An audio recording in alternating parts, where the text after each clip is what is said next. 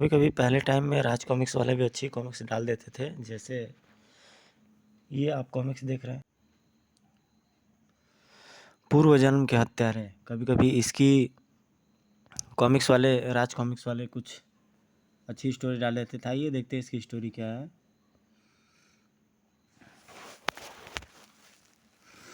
अजीबो गरीब मुकदमा और अदालत कच ठसाठस भरा हुआ। तो ये है इस कहानी के कुछ शुरुआती पेजेस, और मैं कुछ इसके हाइलाइट्स वगैरह डाल रहा हूँ। कमेंट करके आप लोग बताइएगा मैं इसकी फुल वीडियो डालूँ या नहीं।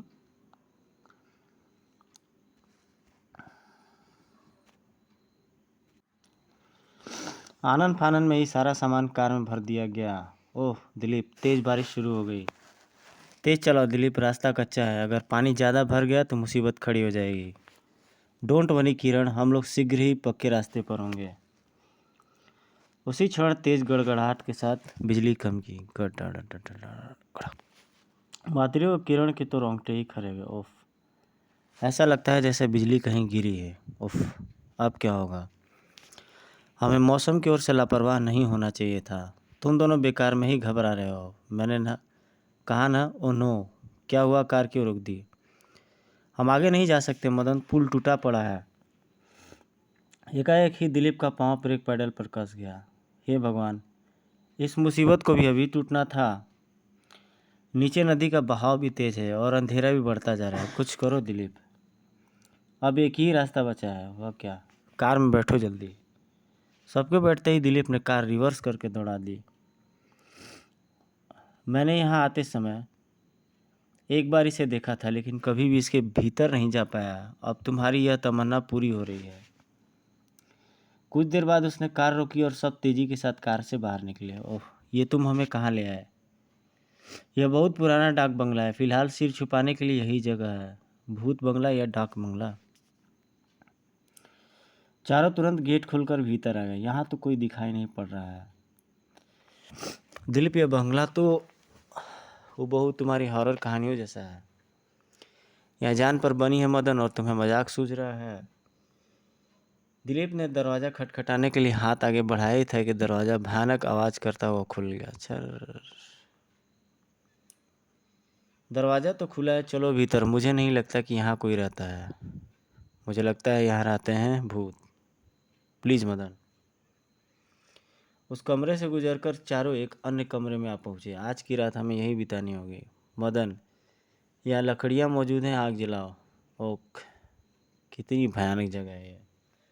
तो ये इसके स्टार्टिंग के पेज हैं। शुरू के पेजेस में ये कुछ अदालत में कुछ सीन हो रही होती है, और ये महिला इन पे कुछ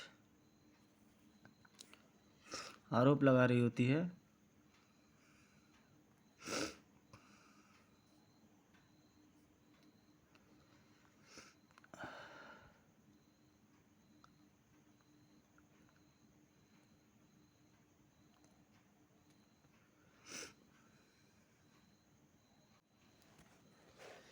मदन ने आग जलाने की भरपूर चेष्टा की, किंतु आग नहीं जली। उसी क्षण सब चौंक उठे। यह आवाज़ कैसी है, जैसे कोई दरवाज़ा पीट रहा हो। खट खट। आवाज़ उधर से आ रही है। तभी आवाज़ आनी बंद हो गई। माधुरी दर्रे स्वर में बोली। चारों धड़कते दिल के साथ दूसरे कमरे की ओर बैठे। खरड़ खट। इस तहखाने में कोई है दिलीप, देखना होगा। मदन ने कांपते स्वर में पुकारा। कौन है नीचे। कोई जवाब नहीं। दिलीप कहीं से नुकीला पत्थर ढूंढ लिया, और जब मदन के पुकारने पर कोई जवाब न मिला तो ताला तोड़ना होगा। ठक ठक ठक। उसी पल तेज हवा के दबाव से खिड़की के पल्ले एक झटके के साथ खुल गए। मदन खिड़की बंद करने लपका, लेकिन तभी दीवार के साथ लगे आईने को देखकर वह ठिठक गया। अरे, आईने में यह मधुरी की झलक कैसी है। उधर दिलीप ने नुकीले पत्थर से ताला तोड़ डाला। बाहर कपकपा देने वाली बिजली कड़की। इसी के साथ संपूर्ण डाक बंगला एक तेज आवाज से चीख उठा। नहीं। कड़र। माधुरी की चीख से दिलीप के हाथ से पत्थर छूटकर गिर गया, फटी हुई आंखों के साथ। उसने मदन की ओर देखा और चौंक पड़ा। मदन, तुम्हारे चेहरे को क्या हुआ? क्या हुआ?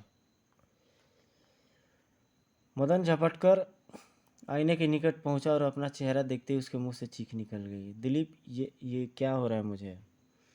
अजीब सा विभत्स टाइप का उसका चेहरा होता चला जा रहा था। उसके पलटते ही इस बार माधुरी के साथ किरण के हलक से भी चीख उबल पड़ी। दिलीप, ये क्या हो रहा है? एकाएक मदन वहशियों के समान ठहाके लगाने लगा। नहीं। अभी कोई कुछ समझ भी नहीं पाया था कि मदन ने निकट रखी कुर्सी उस पर उन तीनों पर दे मारी। दिलीप, यह हमें मार डालेगा। घबराओ नहीं, मैं उसे रोकता हूँ।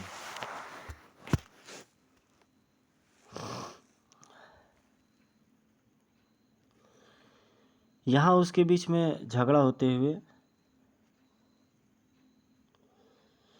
वहशीपन उस पर सवार हो जाता है।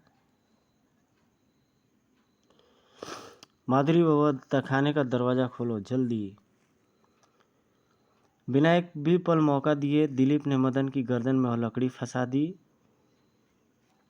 और एक तीव्र झटका देकर उसे तहखाने में गिरा दिया।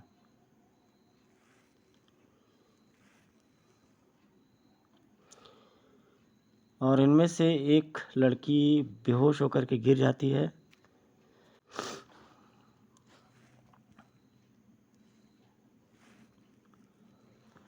फिर से तहखाने से आवाज़ आने लगती है। कहीं यह मदन तो नहीं? किरण तहखाने का द्वार खोलने के लिए जंजीर पर झपटती है।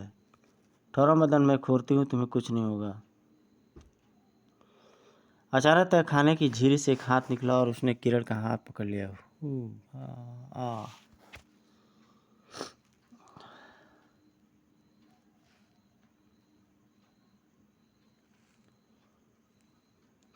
और ये हाथ जो है कि किरण को खींचने लगता है अपनी तरफ। दिलीप ने हंसिया का वार हाथ पे किया और हाथ खींचकर तहखाने में फेंक दिया उसे।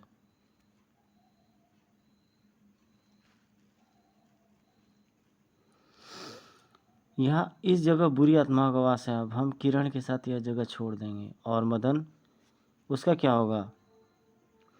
तभी किरण को होश में अब घबराने की बात नहीं किरण, तुम ठीक हो। सहसा मदन की आवाज़ सुनकर सब चौंक पड़े और मदन की आवाज़ सुनकर के वो चीख पड़े, जिसे वह, दिलीप, माधुरी, किरण, मुझे बाहर निकालो। यह तो मदन की आवाज़ है, वह हमें पुकार रहा है, उसे बाहर निकालो दिलीप। ओह हाँ, ठीक है। दिलीप तहखाने की ओर बढ़ा और एकाएक उसे उछल जाना पड़ा। रक्त की मोती बौछार निकलकर दिलीप के ऊपर तहखाने में से गिरी। वो भयानक दृश्य देखकर किरण उछलकर कई कदम पीछे हट गई।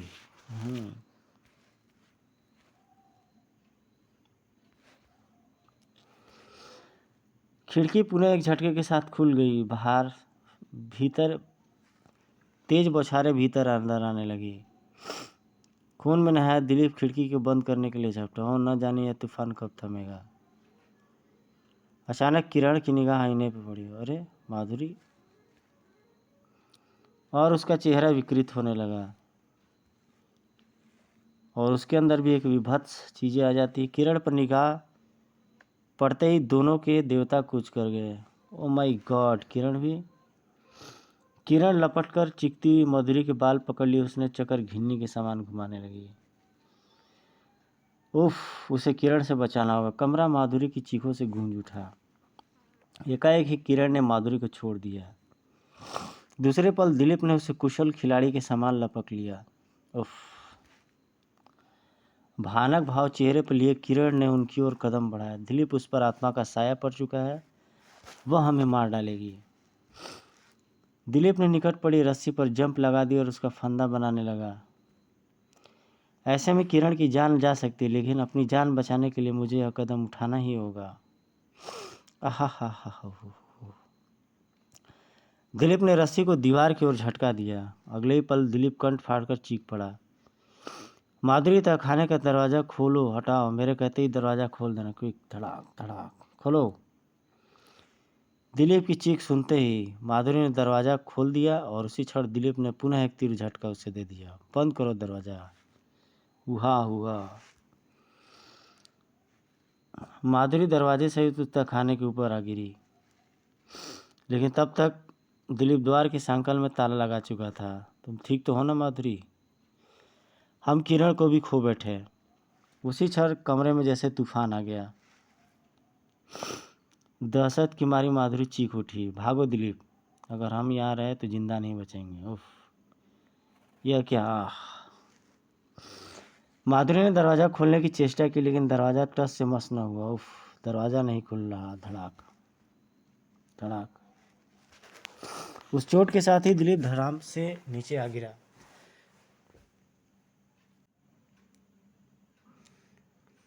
और बेहोश हो गया। इसी के साथ कमरे में उठा तूफान शांत पड़ गया। माधुरी चीखती हुई दिलीप के निकट पहुंची और दिलीप उठो दिलीप। उफ भगवान, यह सब क्या हो रहा है? अचानक खिड़की की ओर बढ़ती माधुरी के कदम एकाएक ठिठक गए। यह क्या, मेरी तस्वीर? वह आईने की तरफ खींचती चली गई। इस आईने पर मेरी तस्वीर किसने बनाई है? अचानक उसे अपना दिमाग झंझनाता सा हुआ महसूस हुआ। उफ, मेरा सिर क्यों चकरा रहा है? आंखें आईने पर चिपक कर रह गई, जो किसी चित्रपट की तरह अपने दृश्य बदलने लगा था। विनोद विनोद, सुनो तो, क्यों सता रहे हो? बस 2 घंटे और माधुरी देर, इस दर्पण पर तुम्हारी यह चित्र एक यादगार कृति साबित होगी। मम्मी आप पोर्ट्रेट बनवाइए, मैं चली बाहर खेलने। अरे पिंकी सुन तो, कहीं दूर मत निकल जाना, आगे जंगल है। नहीं जाऊंगी, मैं लॉन में जाती हूँ। ये लो माधुरी डियर, तुम्हारा यह चित्र पूरा हो गया है।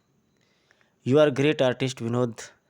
2 घंटे पश्चात सहसा माधुरी बोली, विनोद शहर से दूर एकांत में बने अपने इस बंगले में रहने हमें कई दिन हो गए। अब हम शहर चलकर अपने बिजनेस पर ध्यान देना चाहिए। बिजनेस की तुम फिक्र मत करो, मेरा चचेरा भाई दिलीप सब संभाल लेगा। इसी क्षण, अरे पिंकी की फुटबॉल, इस पर तो खून लगा है। बुरी बुरी आशंकाएं मन में ही लिए अभी दोनों कमरे से बाहर निकलना ही चाहते थे कि पिंकी, उफ, तुम्हारी पिंकी अब वहाँ पहुँच चुकी है विनोद, जहाँ कुछ देर बाद तुम भी पहुँच जाओगे। तब तुम दिलीप, ये क्या बकवास है? मेरी पिंकी ने क्या किया है? क्या किया है तुमने? मदन यार, जरा इन्हें पिंकी के दर्शन करा दो। अभी लो गुरु। किरण, जरा ये कपड़ा हटाना तो। और कपड़ा हटाते ही माधुरी के कंठ से चीख उगल पड़ी, न नहीं पिंकी। उफ कमीने, तूने मार डाला इस मासूम को। तुम्हारे रहते हुए मेरा अमीर बनने का सपना कभी पूरा नहीं हो सकता था, इसलिए तेरे पूरे खानदान का सफाई आवश्यक है। कहने के साथ ही दिलीप फंदा कसता चला गया। विनोद के नीचे गिरते ही माधुरी बिफरी हुई शेरनी के समान किरण पर टूट पड़ी। किरण कमीनी, दोस्ती के नाम पर कलंक, तूने भी मुझसे गद्दारी की, मुंह नोच लूंगी मैं तुम सबका। और इसी प्रकार वो लोग भी माधुरी को मारने के चक्कर में पड़ जाते हैं। कंधे में उसके फंदा माधुरी के गले में डाल देते हैं। माधुरी दम तोड़ देती है और उन्हें तहखाने में डाल दिया जाता है। इनकी लाशों को इस तहखाने में डालकर ताला लगा दो। इस डाक बंगले का किसी को पता नहीं आता, यह रहस्य ही रहेगा। ऐसा ही करते हैं। लेकिन डाक बंगले से निकलकर वे लोग अधिक दूर नहीं जा पाए थे। उफ, कार के ब्रेक फेल हो गए हैं, संभालो आगे पुल है। दूसरे पल काल नदी में जा गिरे। उफ, हमें अपने पापों का दंड मिल गया है। तीनों में से कोई जीवित न बच सका। वह सब दिखते दिखते माधुरी की आंखों से खून बरसने लगा। दिलीप, किरण, मदन, तुम तीनों हमारे सुखी परिवार के पूर्व जन्म के हत्यारे हो।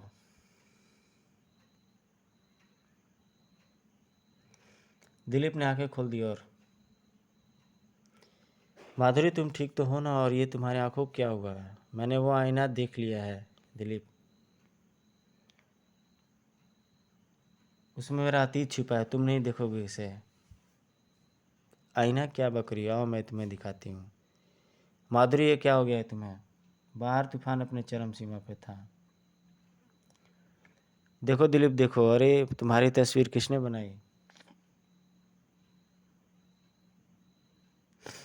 और दिलीप अचानक बुरी तरीके से उछल पड़ा।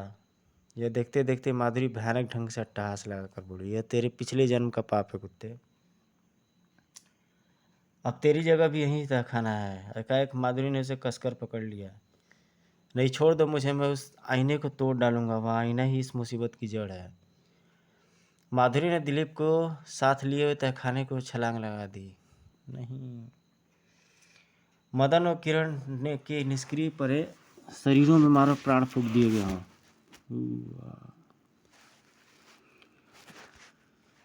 नीचे गिरते ही माधुरी अपने होश खो बैठी।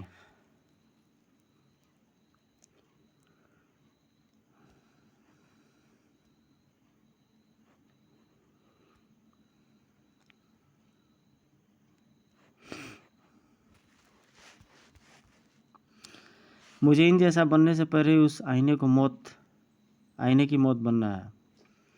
दिलीप ने बेहद फुर्ती के साथ माधुरी को अचेत शरीर को उठाया और तहखाने की सीढ़ियों की ओर लपका। तभी उछलकर मदन ने उसे पीछे पकड़ लिया। उफ, नहीं।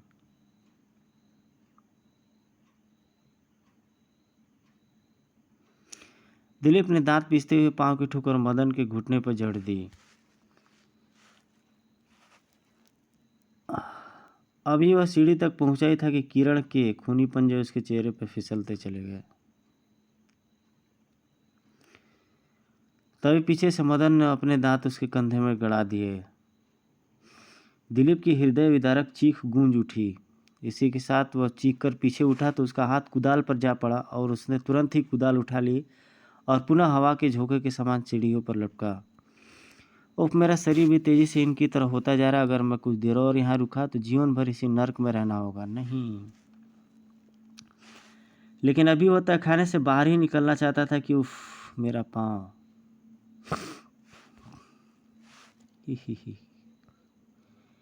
या मुझे नीचे खींच रही है। नहीं, क्रिंच। फिर एकाएक दिलीप ने हाथ उठाकर कुदाल शीशी की ओर फेंक मारी। तब तक किरण से वापस तहखाने में खींच चुकी थी। दिलीप धड़ाम से तहखाने में आ गिरा। ओह, धप, और वक्त जैसे थम गया। ओह, दिलीप के चेहरे के भी झुर्रियां समाप्त। देखते देखते वह प्रसन्नता से चूक उठा। मौत, मदन, किरण, मौत का साया टल गया। उफ, आह, मैं ठीक हो गई।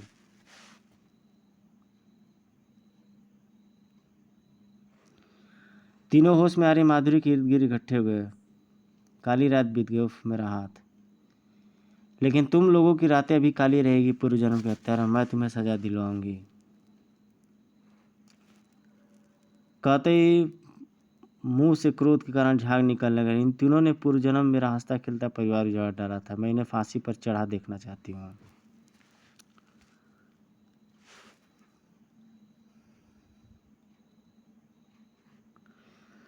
सभी बयानात सुनने के बाद अदालत इस नतीजे पर पहुंची है कि तीनों अभियुक्त बिल्कुल निर्दोष हैं, क्योंकि इस जीवन में उन्होंने कभी कोई अपराध नहीं किया और अगर पूर्व जन्म में उन्होंने कोई अपराध किए हो तो भी इस जन्म में उन्हें दंड मिलना न्याय व बर्बरतापूर्ण होगा। अतः यह मुकदमा खारिज किया जाता है। और अदालत मिस माधुरी की भावनाओं को समझते हुए उससे यह प्रार्थना करती है कि पूर्व जन्म की दुर्घटनाओं को भुलाने की चेष्टा करें। अगले दिन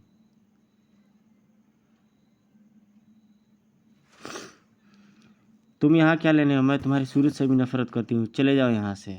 बहुत जलील कर लिया है तुमने हम सबको। यह लो, इस पर तुम्हारा हस्ताक्षर चाहिए मुझे।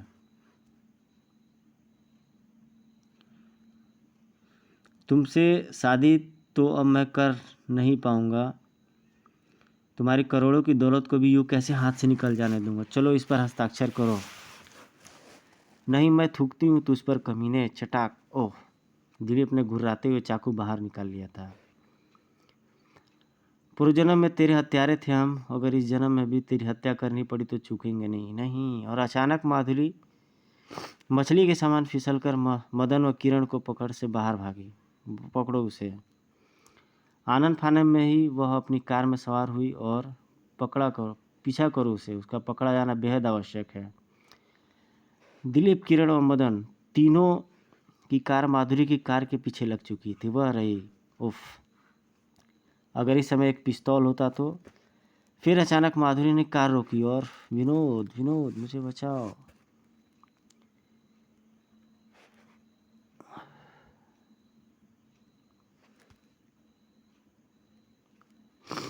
डाक बंगले के भीतर पहुंचकर माधुरी फुट फुट कर रोती हुई कहने लगी, विनोद, अगर पूर्व जन्म में हमारा प्यार सच्चा था तो मेरी मदद करो।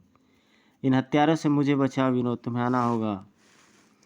तभी, यहाँ अब कोई नहीं आएगा माधुरी डार्लिंग। ठीक उसी पल मानो भूकंप सा आ गया। ओफ, डाक बंगले की एक एक ईंट मानो कांप उठी। अगले ही पल एक भयानक आवाज करता हुआ संपूर्ण डाक बंगला रेत की तरह, ढेर की तरह नीचे आ गिरा। वह तूफान शांत हुआ तो लड़खड़ाते हुए एक जिस्म मलबे के बाहर निकला। यह जिस्म माधुरी का था। कई चीखें उस ढेर के अंदर ही दम तोड़ गई। विनोद, इन हत्यारों की मौत के साथ आज मेरे दिल को सुकून मिला है, अब मैं चैन से जी सकूंगी। और लड़खड़ाते कदमों से माधुरी अपनी कार की ओर बढ़ गई। समाप्त। कहानी कैसी लगी कमेंट करके ज़रूर बताइएगा। चैनल को लाइक सब्सक्राइब जरूर कीजिएगा। और मैं कुछ छूटी हुई स्टोरीज को भी डाल देता हूँ। तरुण कुमार जी वाही जी इसके लेखक रहे हैं, जो कॉमिक्स इंडस्ट्री के एक बड़ा नाम है तरुण कुमार वाही जी।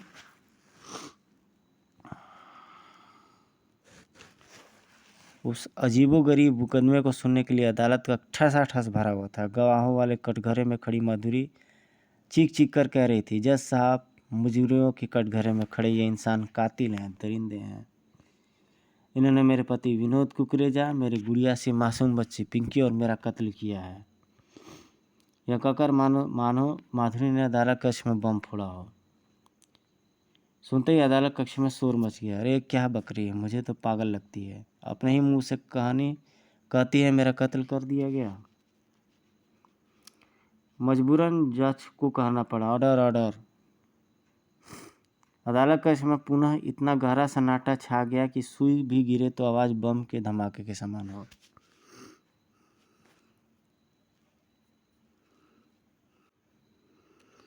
मिस माधुरी, आप कैसे कह सकती है कि मिस्टर दिलीप, मदन और किरण ने आपके पति की बेबी पिंकी की हत्या की है? अपनी ऐनक उठार कर साफ करते हुए जज साहब बोले, जबकि अभी तक तो आपकी शादी भी नहीं हुई है। यही नहीं मिलाड, मेरे मुवक्किल दिलीप की सगाई मिस माधुरी से केवल 1 सप्ताह पूर्व ही हुई है। यह सुनते ही माधुरी बिफरी हुई शेरनी के समान गरज उठी। हाँ, यह सच है कि मेरी सगाई इस दरिंदे से ही हुई है, लेकिन मुझे आज भी याद है कि वो मंगल की रात मेरी सगाई की खुशी में हम चारों ने पिकनिक का प्रोग्राम बनाया था। हम चारों यानी मैं, दिलीप का दोस्त मदन, मेरी सहेली किरण, चारों कॉलेज के समय से ही अच्छे दोस्त थे। दिलीप, मान गए तुझे। फैंटास्टिक। अभी तक तेरी कहानियों में ऐसी जगह का वर्णन पढ़ा था, आज देख लिया। कहानियों की रूपरेखा तैयार करने के लिए मैं कई बार यहाँ अकेला आ चुका हूँ। अब जल्दी से सामान बाहर निकालो, बड़ी भूख लगी है। समय कैसे बीत गया नहीं पता चला। शाम घिर गई और उसी पर तेज गड़गड़ाहट सुनकर सब उछल पड़े। अरे हो गई गड़बड़, एकाएक मौसम खराब हो उठा, हमें तुरंत चलना चाहिए। ठीक है, समेटो सब सामान। प्रणाम। आनन फानन में इस सारा सामान कार में पैक कर दिया गया। ओफ दिलीप, तेज बारिश शुरू हो गई। अरे दिलीप, यह बंगला तो हूबहू तुम्हारी हॉरर कहानियों जैसा है। यहाँ तो कोई दिखाई नहीं पड़ रहा है। न जाने इसे क्या हो गया, इसका मुकाबला करना पड़ेगा।